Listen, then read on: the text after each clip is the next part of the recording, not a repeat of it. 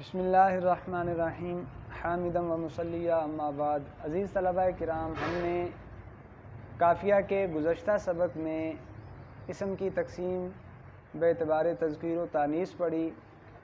اس سبق میں بے اعتبار تثنیہ و جمع پڑھیں گے۔ صاحب قافیہ نے ارشاد فرمایا: المثنى ما لاحق آخرہ الف او یاء مفتوح ما قبلها ونون مکسورۃ لیدل علی ان معه مثلہ من جنسہ۔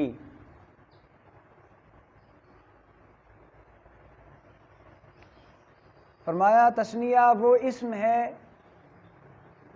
جس کے آخر میں الف یا ما قبل مفتوح واقع ہو اور نون مکسورہ آئے، تاکہ وہ اس بات پر دلالت کرے کہ اس کے ساتھ اس کی جنس میں سے اس جیسا ایک اور بھی ہے، جیسے راجلن سے راجلانی۔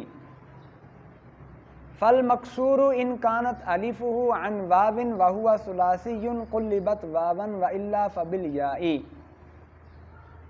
اب مختلف مفردات سے تثنیہ کس طرح لے کے آئیں گے اس کا طریقہ بیان کیا، اور ان میں اسم مکسور کا ذکر کیا ہے۔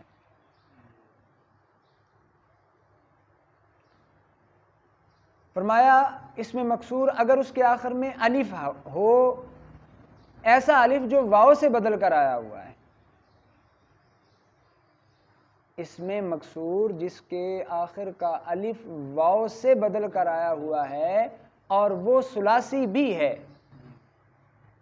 تو کیا کریں گے؟ تثنیہ بناتے وقت اس الف کو واو سے بدل دیں گے اور آخر میں الف اور نون لے آئیں گے۔ جیسے عصا ہے، اس کو تثنیہ بناتے وقت آخر والا الف یہ واو سے بدل کر آیا ہوا ہے، تو دوبارہ تثنیہ میں واو اس کو بنا دیں گے، تو عصا سے بن جائے گا آساوانی۔ ٹھیک ہے جی۔ وَإِلَّا فَبِالْيَاءِ، اگر یہ صورتحال نہ ہو، یعنی اگر واو الف جو ہے وہ واو سے بدل کر نہیں آیا، تو پھر اس الف کو یا سے بدل دیں گے اور آخر میں الف نون لے آئیں گے۔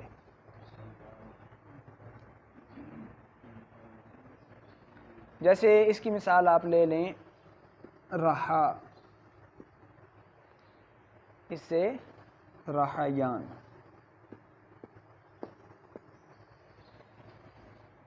ٹھیک ہو گیا جی۔ الف مکسورہ ہے آخر میں، یہ واو سے بدل کر نہیں آیا، تو اس کو کس سے بدل دیں گے؟ یا سے، اور آخر میں الف میں تثنیہ بن جائے گا۔ والممدود ان کانت حمزتہ اصلیۃ ثابتت وان کانت للتانیث قلبت واوا والا فالوجہان۔ اچھا جی، وہ کلمہ جو جس کے آخر میں الف ممدودہ ہو، وہ اسم ممدود ہو، تو اس کے آخر میں جو حمزہ ہے دیکھا جائے گا جو حمزہ ممدودہ ہے، اصلی ہے، تانیث کے لیے ہے، نہ اصلی ہے، نہ تانیث کے لیے۔ تین صورتیں۔ اگر حمزہ اصلی ہے تو وہ باقی رہے گا اور آخر میں الف نون کا اضافہ کر دیں گے۔ اگر حمزہ اصلی تھا اس حمزہ کو باقی رکھیں گے اور آخر میں الف نون لے آئیں گے اور تثنیہ بنا دیا جائے گا۔ اور اگر حمزہ تانیث کا ہو تو کیا کریں گے؟ اس حمزہ کو واو سے بدل دیں گے اور آخر میں الف نون لے آئیں گے اور تثنیہ بنا دیا جائے گا۔ اور تیسری صورت، نہ وہ حمزہ اصلی ہے نہ وہ حمزہ تانیث کا ہے، پھر اس میں دو صورتیں جائز ہوں گی، حمزہ کو باقی رکھیں یا حمزہ کو واو سے بدل دیں اور آخر میں الف نون لے آئیں۔ تو یہ تینوں صورتیں تیسری صورت کے اندر یہ دونوں صورتیں جائز ہوں گی۔ وَيُحْذَفُ نُونُهُ لِلْإِضَافَةِ، اچھا تثنیہ کا نون جب اس کی دوسرے کلمہ کی طرف اضافت ہو تو وہ نون حذف کر دیا جاتا ہے. جیسے مسلمان ہے، اس کی اضافت مصر کی طرف کریں تو یوں کہا جائے گا مسلمہ مصرن. وحذفت تاء التانیث فی خصیان و الیان، خصیتن اور الیتن کی تثنیہ لے کے آئیں تو اس میں جو ان کے آخر میں تا ہے اس تا کو حذف کر دیا جائے گا.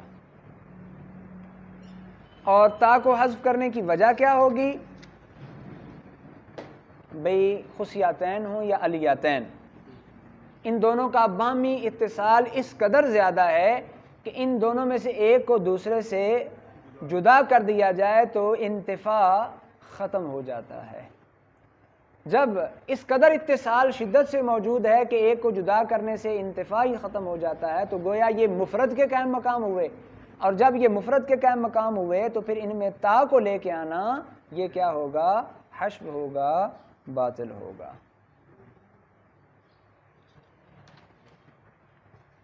الحمدللہ یہاں تک ہمارا تثنیہ کا بیان مکمل ہوا. اس کے ساتھ ہی ہم جمع کا بیان شروع کرتے ہیں. اچھا جی، تثنیہ کے بیان سے فارغ ہونے کے بعد آگے جمع کا بیان شروع کیا. فرمایا المجموع ما دل علی احاد مقصودۃ بحروف مفردہ بتغیر ما. جمع وہ کلمہ ہے جو افراد پر دلالت کرے، وہ افراد جن کے مفرد کے حروف میں کچھ تبدیلی کر کے ان افراد کا قصد کیا گیا ہو. یعنی مفرد کے اندر معمولی سی تبدیلی کی اور اس تبدیلی کے بعد کیا کیا گیا؟ اس سے جمع بنایا گیا جو افراد پر دلالت کر دی گیا. اب یہ تبدیلی چاہے کچھ حروف کی زیادتی کے ساتھ ہو، جیسے راجلن سے رجالن الف کا اضافہ کر کے کیا، یا کمی کے ساتھ ہو، یا حرکات و سکنات کی تبدیلی کے ساتھ ہو.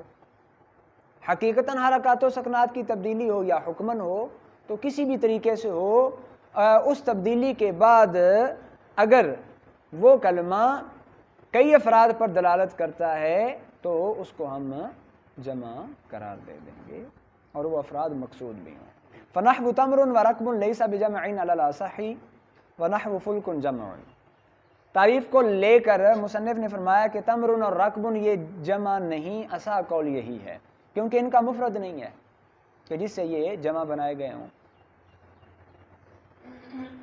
اور فلک جمع ہے کیونکہ اس کا مفرد موجود ہے اور اس میں ہم تقدیری تغیر جو ہے اس کو معتبر مانتے ہیں. کس طرح کہ فلک کا مفرد بھی فلک ہی آتا ہے، لیکن جو مفرد ہے ہم یہ کہتے ہیں کہ وہ کفلن کے وزن پر ہے اور جو جمع ہے وہ اسد کے وزن پر ہے. تو یہاں تقدیری تبدیلی جو ہے اس کا اعتبار کرتے ہوئے ہم فلک کو جمع قرار دیتے ہیں. وَهُوَ صَحِيحٌ وَمُكَسَّرٌ فَالصَّحِيحُ لِمُذَكَّرٍ وَلِمُؤَنَّثٍ. اس عبارت سے غرض مصنف جمع کی تقسیم بیان کرنا ہے کہ جمع کی دو قسمیں ہیں، جمع صحیح جسے جمع سالم بھی کہا جاتا ہے اور جمع مکسر جسے جمع تکسیر بھی کہا جاتا ہے. وزن ایک ہے نا، اس میں تقدیری تبدیلی کا اعتبار کر لیا استعمال کے اعتبار سے کہ فلک جب کفل کے وزن پر ہو واحد کے لیے استعمال ہوتا ہے اور جب اسد کے وزن پر ہو جمع کے لیے استعمال ہوتا ہے. فَالصَّحِيحُ لِمُذَكَّرٍ وَلِمُؤَنَّثٍ. پھر جمع صحیح کی آگے تقسیم کی کہ جمع صحیح کی پھر دو قسمیں ہیں، جمع صحیح مذکر کے لیے آتی ہے اور جمع صحیح مؤنث، یعنی جمع مذکر سالم بھی اسے کہتے ہیں اور جمع مؤنث سالم بھی کہتے ہیں. اس کے بعد آگے اس کی تعریف کی یعنی جمع مذکر سالم کی. فرمایا فالمذکر ما لاحق آخرہ واو مضموم ما قبلها او یاء مکسور ما قبلها ونون مفتوحة لیدل علی ان معه اکثر منه. جمع مذکر سالم کی تعریف یہ ہوگی کہ جمع مذکر سالم وہ جمع ہے جس میں مفرد کے آخر میں واو ما قبل مضموم یا یا ما قبل مکسور اور نون مفتوح جو ہے اس کو ملا دیا جائے تاکہ یہ اس بات پر دلالت کرے کہ اس اسم کے ساتھ اس سے زیادہ افراد موجود ہیں۔ فَإِنْ كَانَ آخِرُهُ یان قبلها کثرۃ حذفت مثل قادون۔ اب مختلف مفردات سے اس کا جمع بنانے کا طریقہ سلیقہ بیان کر رہے ہیں۔ وہ یہ ہے کہ اگر مفرد ایسا ہے جس کے آخر میں یا ما قبل کسرہ ہے جیسے قادی، تو اس میں جمع بنانے کا طریقہ کیا ہوگا کہ یا کو حذف کر دیا جائے گا اور ما قبل واو آخر میں واو نون لا کے ما قبل ضمہ، جیسے قادی سے قادون، قادی سے قادون۔ وَإِنْ كَانَ آخِرُهُ مَكْسُورًا حُذِفَتِ الْأَلِفُ وَبَقِيَ مَا قَبْلَهَا مَفْتُوحًا مِثْلُ مُصْطَفَوْنَا۔ اور اگر مفرد ایسا ہے جس کے آخر میں الف مکسورہ ہے جیسے مصطفیٰ، تو الف کو حذف کر دیا جائے گا اور ما قبل کو مفتوح رکھا جائے گا، وہ مفتوح رہے گا تاکہ وہ حذف الف پر دلالت کرتا رہے، جیسے مصطفیٰ سے مصطفونا۔ وَشَرْطُهُ إِنْ كَانَ اسْمًا فَمُذَكَّرٌ عَلَمٌ يَأْكُلُ وَإِنْ كَانَ صِفَةً فَمُذَكَّرٌ يَأْكُلُ وَأَلَّا يَكُونَ أَفْعَلَ فَعَلَاءَ مِثْلُ أَحْمَرَ حمراء ولا فعلان فعلا نحو سکران سکرا ولا مستویاً فیہ مع المؤنث مثل جریح و صبور ولا بتاء التانیث مثل علامۃ۔ جمع مذکر سالم بنانے کی شرط، دیکھا جائے گا کہ جمع مذکر سالم ہم اسم سے بنا رہے ہیں یا صفت سے بنا رہے ہیں۔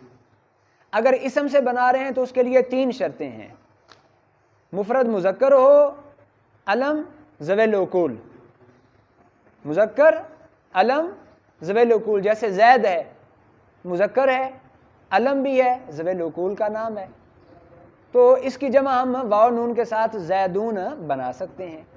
اور اگر صفت ہو تو اس کے لیے چند شرائط بیان کی، 2 شرطیں مذکورہ میں سے ہی ہوں گی علم کو چھوڑ کر، کہ وہ مذکر ہو، ذوی العقول ہو، یہ وجودی شرطیں ہیں، اور 4 عدمی شرطیں بیان کی۔ عدمی شرائط میں سے پہلی شرط یہ ہے کہ وہ مذکر ایسا نہ ہو جس کی مؤنث فاعلہ آتی ہے، نہ ایسا ہو جس کی مؤنث فاعلہ آتی ہے، اور نہ ایسا ہو جس میں مذکر مؤنث صفت میں برابر ہوتے ہیں، اور نہ ایسا ہو جس میں تاء تانیث آ جاتی ہے، مذکر کے اندر تاء تانیث بھی آ جاتی ہے۔ تو یہ 4 عدمی شرائط پائی جائیں تو پھر کیا ہوگا، اس صفت سے واو اور نون کے ساتھ جمع لانا درست ہوگا۔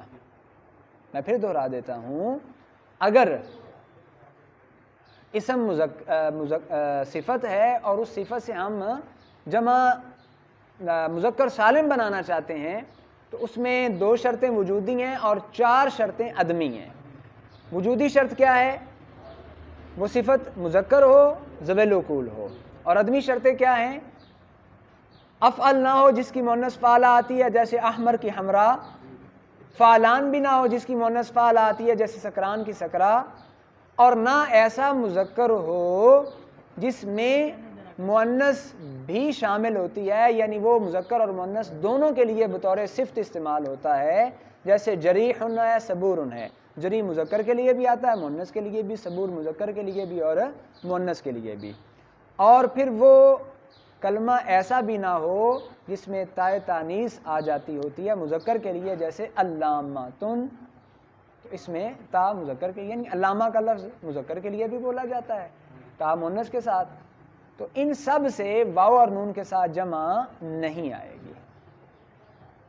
وَتُحْذَفُ نُونُهُ بِالْإِضَافَةِ، جمع مذکر سالم کا نون جب دوسرے کلمے کی طرف اس کو مضاف کیا جائے تو اس نون کو حذف کر دیا جاتا ہے، جیسے مسلمون سے مسلمو مصرن۔ وَقَدْ شَذَّ نَحْوُ سِنِین وَأَرْدِین، اس عبارت سے غرض مصنف ایک سوال کا جواب ہے۔ سوال اس بات پر ہوا، حضور آپ نے ابھی اوپر فرمایا کہ اگر آپ اسم سے جمع مذکر سالم بنانا چاہتے ہیں تو وہ اسم ایسا ہو جو مذکر ہو، علم ہو، ذوی العقول میں سے ہو۔ ہم آپ کو مثالیں دکھاتے ہیں کہ غیر ذوی العقول سے بھی واو اور نون کے ساتھ جمع آئی ہوئی ہے، اردن سے اردون، ساناتن سے سنون، حالانکہ اردون ساناتن دونوں کیا ہیں، غیر ذوی العقول ہے۔ تو اس کا جواب دیا شذا، یہ شاذ ہے۔ اچھا جی، مذکر سالم، اس کی تعریف اور بنانے کا طریقہ اور کس کس سے بنیں گی کس کس سے نہیں بنیں گی اس کی تفصیل بیان کی۔ آگے مؤنث کی تفصیل بیان کر رہے ہیں۔ فرمایا المؤنث ما لاحق آخرہ الف و تاء، جمع مؤنث سالم وہ جمع ہے جس کے آخر میں الف اور تا ہے۔ وشرطہ ان کان صفۃ ولہ مذکر فان یکون مذکرہ بالواو والنون، وان لم یکن لہ مذکر فلا یکون مجردا کحائد والا جمع مطلقا۔ جمع مؤنث سالم بنانے کی شرط یہ ہے کہ اگر اس کا مفرد صیغہ صفت ہے اور صفت بھی ایسی جس کا مذکر موجود ہے، تو پھر شرط یہ ہوگی کہ اس کے مذکر کی جمع واو اور نون کے ساتھ آ چکی ہو، تو پھر اس کی مؤنث ہم الف اور تا کے ساتھ لا سکتے ہیں۔ جیسے مسلمون سے مسلمون، اب اس کی مؤنث ہم مسلمات لا سکتے ہیں۔ وَإِن لَّمْ يَكُن لَّهُ مُذَكَّرٌ فَلَا يَكُونَ مُجَرَّدًا كَحَائِدٍ، اور اگر اس اسم کا مذکر نہیں ہے تو پھر الف تا کے ساتھ مؤنث لانے کے لیے، جمع مؤنث لانے کے لیے شرط یہ ہوگی کہ وہ مجرد نہ ہو، یعنی وہ تا سے مجرد نہ ہو، تا سے خالی نہ ہو، یعنی تا کے ساتھ ہوگا تو پھر الف اور تا کے ساتھ مؤنث آئے گی، اگر تا سے خالی ہوگا تو پھر الف اور تا کے ساتھ مؤنث جمع مؤنث نہیں آئے گی۔ جیسے حائد ہے، اب یہ تا سے خالی ہے تو اس کی جمع الف اور تا کے ساتھ نہیں آ سکتی۔ وَإِلَّا جُمِعَ مُطْلَقًا، اور اگر وہ صفت نہ ہو، یعنی مؤنث صفت نہ ہو بلکہ اسم ہو، پھر اس کے لیے کوئی شرط نہیں، وہ مطلقاً الف اور تا کے ساتھ جمع لایا جا سکا ہے، جیسے ہندن سے ہندات لائی جا سکتی ہے۔ اچھا جی، یہاں تو جمع مذکر جمع سالم کے حوالے سے مصنف نے جمع کی آگے سالم کی دو قسمیں، جمع مذکر سالم اور جمع مؤنث سالم کی تفصیل بیان کی۔ اب جمع کی مطلقاً جو دو قسمیں تھیں، جمع سالم اور جمع مکسر، تو سالم کے بیان سے فارغ ہونے کے بعد یہاں سے جمع مکسر کا بیان کیا۔ فرمایا جمع التکسیری ما تغیر بناء واحدہ کرجال و افراس، فرمایا جمع مکسر وہ ہے کہ جس کے واحد کی بنا جمع بناتے وقت سالم نہ رہے بلکہ اس میں تبدیلی آ جائے، جیسے رجل سے رجال، فرس سے افراس۔ اچھا جی، جمع تکسیر کی تعریف بھی بیان کر دی، مثالیں بھی بیان کر دیں۔ آگے جو ہے وہ جمع کی ایک اور تقسیم بیان کر رہے ہیں، وہ ہے قلت اور کثرت کے اعتبار سے، یعنی جمع قلت جس کا اطلاق 10 سے کم پر ہوتا ہے اور کثرت جس کا 10 سے زیادہ پر ہوتا ہے۔